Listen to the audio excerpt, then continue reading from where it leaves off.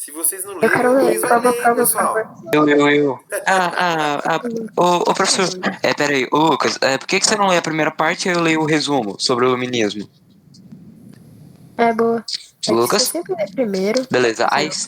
você lê a primeira parte e eu leio o resumo do iluminismo, beleza? Não, pode ser ao contrário. Se você ler a primeira parte, eu leio o resumo. Ah, tá bom, tá bom. Pode ler então? Vamos lá. Pode. Tá. O iluminismo foi um movimento intelectual que se tornou popular no século XVIII, conhecido também como século das luzes. Surgido na França, a principal característica dessa corrente de pensamento foi defender o uso da razão sobre o da fé para entender e solucionar os problemas da sociedade. Maravilha. Vamos lá, Lucas. Leia, Lucas. Os iluministas acreditavam que poderiam reestruturar a sociedade do antigo regime. Lucas. Da fé e da religião e buscaram entender a crítica racional em todos os campos do saber humano. Através da união de escolas de pensamentos filosóficas, sociais e políticas, enfatizavam a defesa do conhecimento racional para desconstruir preconceitos e ideologias religiosas. Por sua vez, essas seriam superadas pelas ideias de progresso e perfectibilidade humana. Em suas obras, os pensadores iluministas argumentavam contra as determinações mercantilistas e religiosas. Também foram avessos ao absolutismo e aos privilégios dados à nobreza e ao clero. Estas ideias eram consideradas. Opa, peraí, onde é que tá? Eu acabei me perdendo aqui, senhor. Aqui, ó. Ah, tá. Obrigado. Essas ideias eram consideradas polêmicas, pois isso abalava os alicerces da estrutura política e social do antigo regime. Desta maneira, filósofos como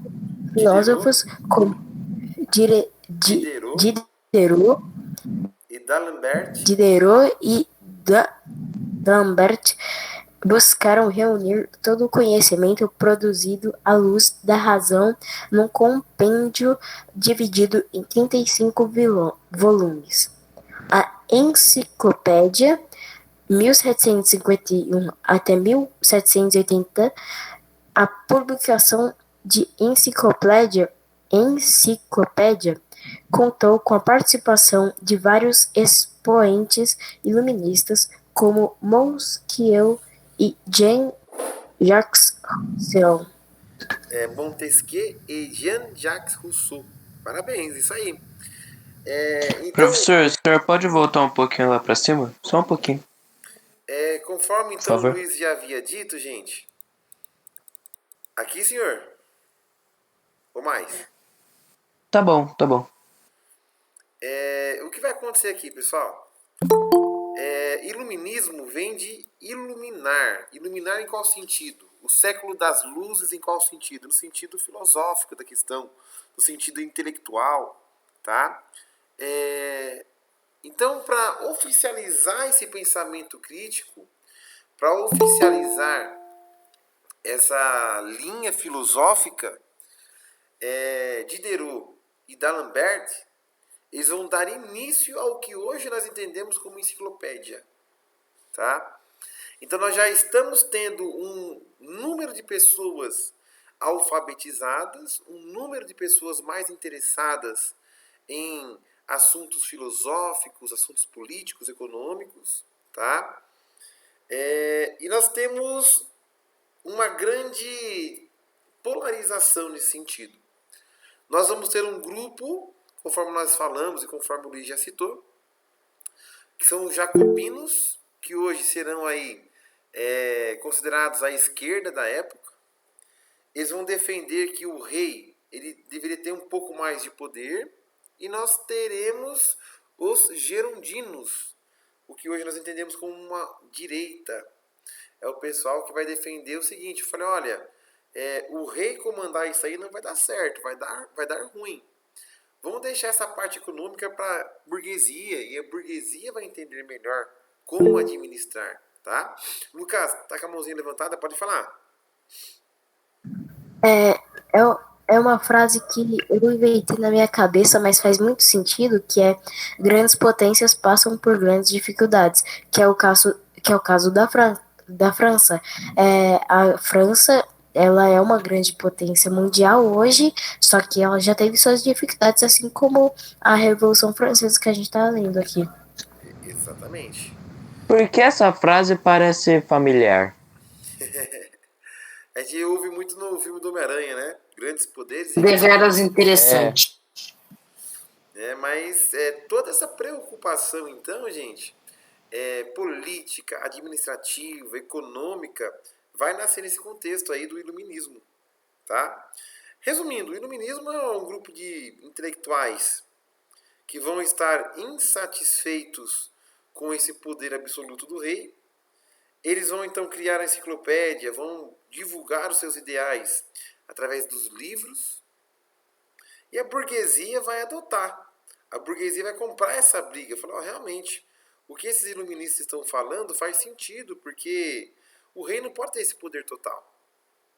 E a ideia foi se disseminando de uma forma que começou a chegar até as pessoas mais humildes e mais simples, tá? E até hoje é assim, se a gente parar para pensar, gente, imagina o caos que seria se o presidente, por exemplo, ele tivesse todo o poder nas mãos. Tá? Seria um caos. A democracia não iria existir. Então esse papel é muito importante, dessa divisão dos três poderes. Então, quando falamos em divisão dos três poderes, nós devemos salientar que Montesquieu é um dos principais precursores. O rei não vai ficar com o executivo, legislativo e judiciário. Vamos dividir essa responsabilidade. E isso é importante. Lucas, pode falar.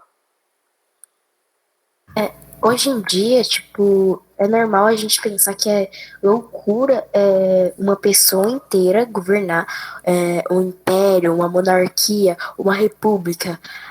Porém, para a época, esse negócio de iluminismo foi uma coisa radical para eles. Era uma coisa nova que todo mundo achou que não era uma coisa que pudesse evoluir e que transformaria um império não, né, uma monarquia em uma república. E, tipo assim, hoje em dia todo mundo é totalmente a favor disso, porque é uma ideia de que o rei não podia fazer absolutamente tudo no país. Porém, na época era normal, você poderia ser executado ou um dos seus parentes poderiam ser executados e muitas das vezes você poderia ficar triste ou você poderia falar, mais um dia de uma pessoa sendo executada normalmente. Exatamente. E isso vai trazer desconforto. Só que tem uma coisa, né? Uma coisa que é muito importante. Eu sempre falo para vocês, Lucas, que política é um jogo de interesses, tá? E nós vamos ter os interesses das pessoas que estavam com os reis, com as monarquias. Temos os interesses das pessoas que estavam com a burguesia. E vamos ter os interesses das pessoas que estavam com o povão. Então, às vezes, o que eu acho interessante? Veja só, vamos pensar. Vamos pensar um pouquinho. O pessoal daquela época, os mais favorecidos, vamos pensar na burguesia. Então, nós temos a burguesia, que são os empresários da época, digamos assim, tá? Nós temos aí as pessoas menos favorecidas, tá? vocês acham? A classe trabalhadora. A classe trabalhadora. Vocês acham? Vai lembrar que tem uma diferença entre nobreza e burguesia. A burguesia são ricos, empresários, donos de grandes comércios. A nobreza é as pessoas poderosas e ricas, só que são das elites parlamentares e também são da monarquia. Rei, rainha, príncipe, conde, blá, blá, blá. Perfeito. E o que vai acontecer, Luiz? Você concorda comigo, pessoal? Que a burguesia ela vai ter um princípio. A classe trabalhadora vai ter um outro princípio. Porque, às vezes, a burguesia está pensando, eu tenho que pensar em como eu vou fazer para ter mais negócio, em o que eu vou fazer para ter mais empresa. A classe trabalhadora vai pensar, poxa, eu tenho que pensar em qual trabalho eu posso garantir para eu ter um pouquinho mais de dinheiro, um pouquinho mais de conforto. Então, são jogos de interesse. E qual que é o interesse? Sim, a nobreza pensava, eu preciso aqui de estratégias para poder ter mais controle. O clero e a igreja pensavam a mesma coisa, só que as elites pensavam, tipo, preciso de mais estratégia para poder ter mais controle de tal área aqui. Pensavam nas medidas de contra-revolucionários e também pro reinado. Já a igreja pensava dessa forma. Só que ela pensava dessa forma, só que um poder centralizado só nela.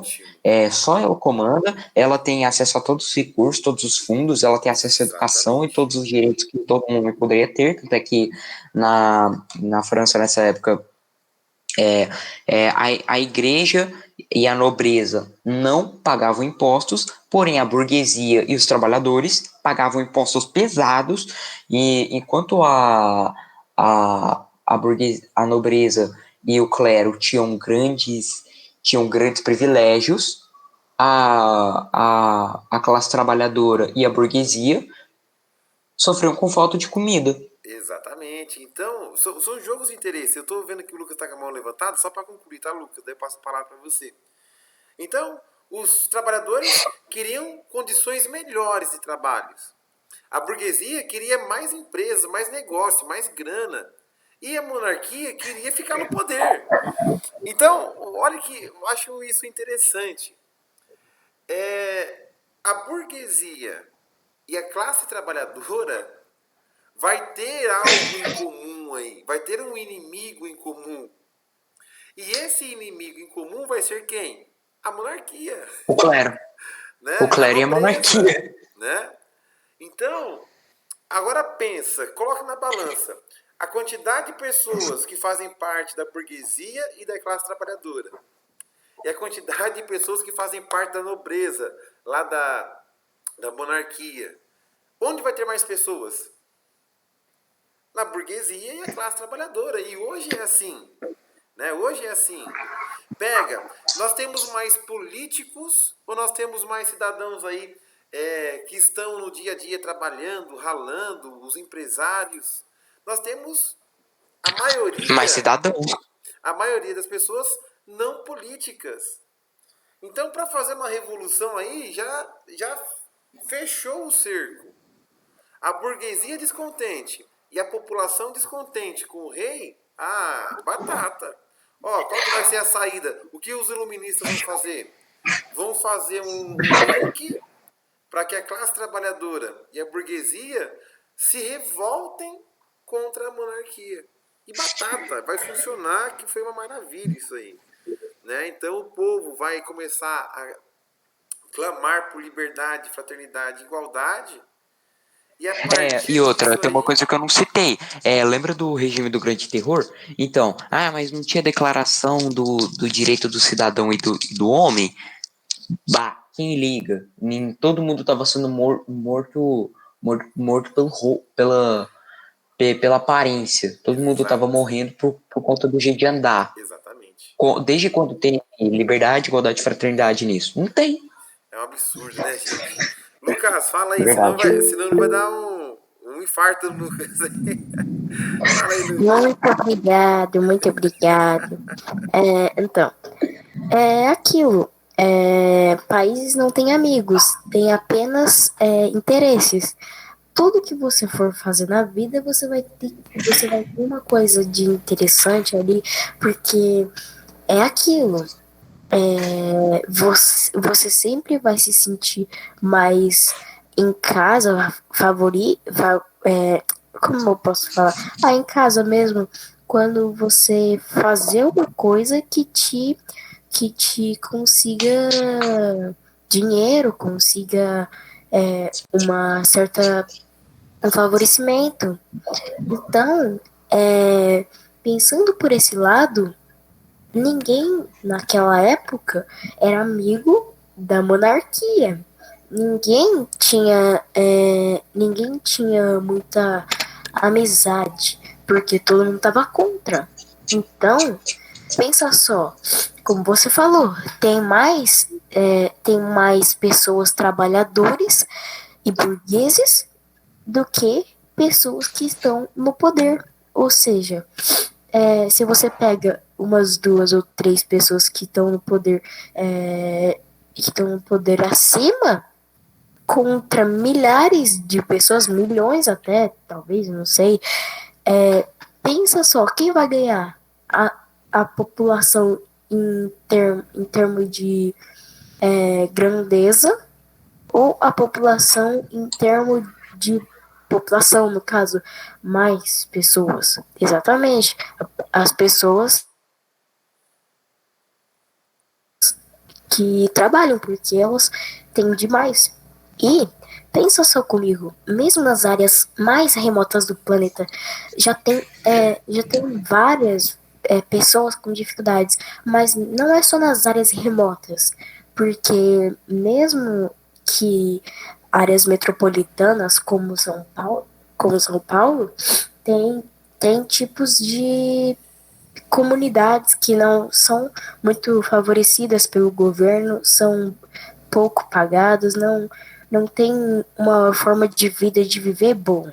Então, do mesmo jeito que a gente poderia pegar um grande império como o Império Romano, mais de 80% da população seria, no caso, vamos pegar mesmo a própria o Império Franco, tinha mais burguesia do que pessoas no poder. Então, era bem mais fácil a burguesia tomar o poder do que aquele monarca continuar em pé.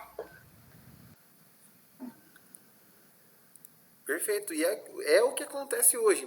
Posteriormente, né, o Lucas tá ansioso, o Lucas não, o Luiz está ansiosíssimo para trabalharmos aí o Karl Marx e o Adam Smith. Nós vamos trabalhar, inclusive. Verdade.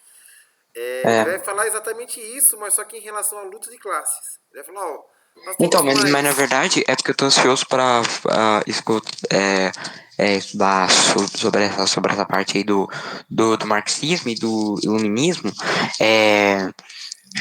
porque meu professor tá trabalhando com a gente, qual que é o nome? Revolução Russa. Aí fala muito dessa parte aí. Por isso eu tô ansioso pra poder trabalhar isso. Mas, gente, top demais. Quero agradecer a presença de todos, quero agradecer a participação. Tá? Aquele esquema, gente. Vou encerrar a gravação. Continuo com vocês na reunião. Enquanto vocês pagam os créditos, fazem aí os créditos, eu vou salvando as gravações no YouTube, tá bom? Ô, professor, Pois não. por causa do meu dedo, eu não consigo encostar em nada. Então, dá pra eu fazer o abdominal e o polichinelo, mas eu não consigo fazer flexão. Faz flexão com o braço só, senhor Lucas. Dá? Não dá não, tô brincando. É muito pesado, né? Puxado demais. Senhores, muito obrigado pela aula. Estarei aqui, tá? Só vou encerrar a gravação. Estarei com os senhores nos créditos enquanto eu salvo aí a aula, tá bom? Muito obrigado aí pelo carinho de tudo, gente. E outra, quem vai puxar os créditos?